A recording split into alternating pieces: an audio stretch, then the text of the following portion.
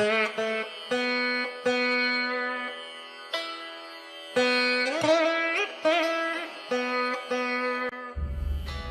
friends, it is a real delight to be able to connect to you. So many of my students who wants to pursue career in creative writing have asked me this question.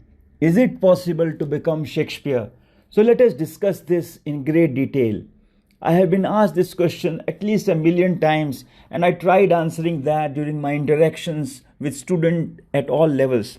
At school level, my answer is relatively mixed, and I talked about the essence and spirit of literature and then encouraged them to follow that. But perhaps true answer does not lie in any extreme yes or no. If we copy Shakespeare, it is not possible to be like him. It is only through following his powerful expression of life which may take us to his creative degree of expression. Now, friends, let us probe Shakespearean reasons for his success and universal appeal. Shakespeare's real success lies in his complex understanding and grip over fundamental human emotions of life, love, death, revenge, grief, jealousy, murder.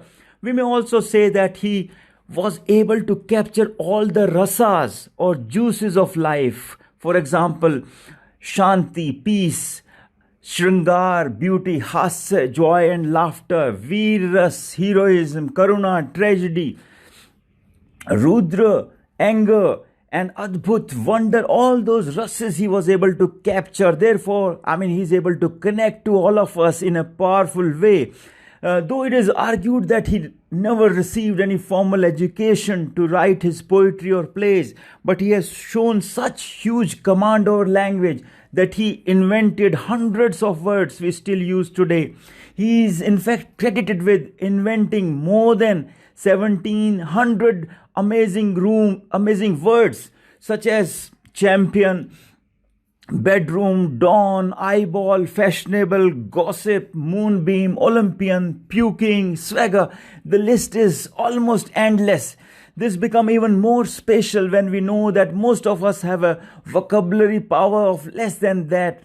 In other words, he invented many words, as much ordinary people generally survive with. He had an awesome working vocabulary between 20,000 and 30,000 words.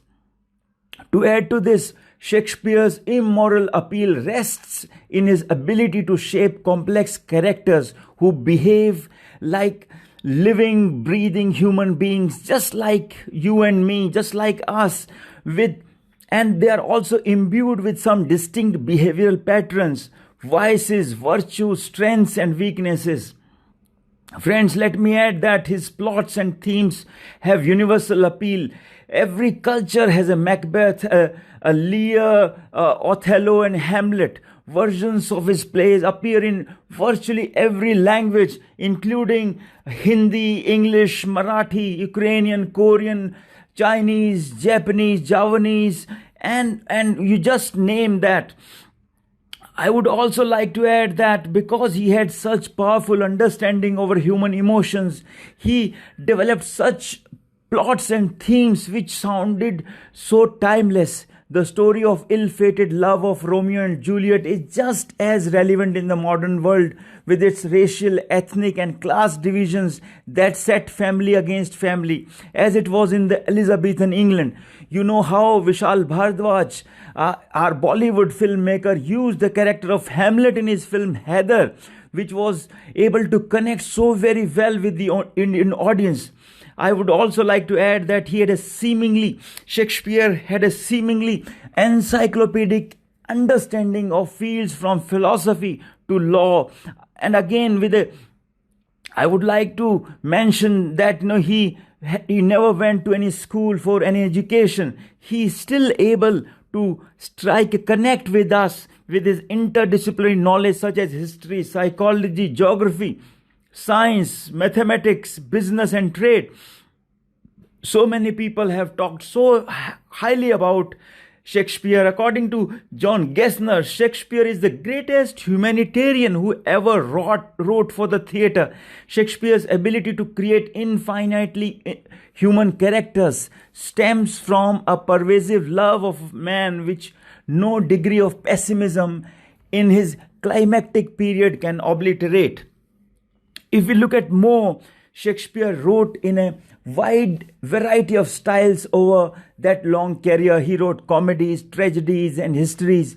The sheer diversity of genres, characters, plots give him an even greater chance of writing something that clicked with the audience. You'll find that incredible that this person that we are discussing was performed on a bare stage. When his plays were enacted, there was just a bare stage available that required a lot of imagination from the audience, but it also made his work highly challenging. Those who performed Shakespeare, those who have, in the colleges, schools, they have played Shakespearean plays, they know that Shakespeare can be performed even with a small group and also with a grand army of character. Shakespeare has been adapted to, to so many situations in the last 4 centuries. Shakespeare did not create all of his stories all by himself. In fact, he borrowed many of his great stories. His tragedies and historical plays build upon some of the popular stories and myths. I would like to say that Shakespeare is above all a phenomenon, and it is really difficult to believe that there could have been someone like him. Even some people speculate that Francis Bacon or Shakespearean sisters wrote all his works, and there are so many controversies about how can a person who never went to any school create and express something so profound and so timeless.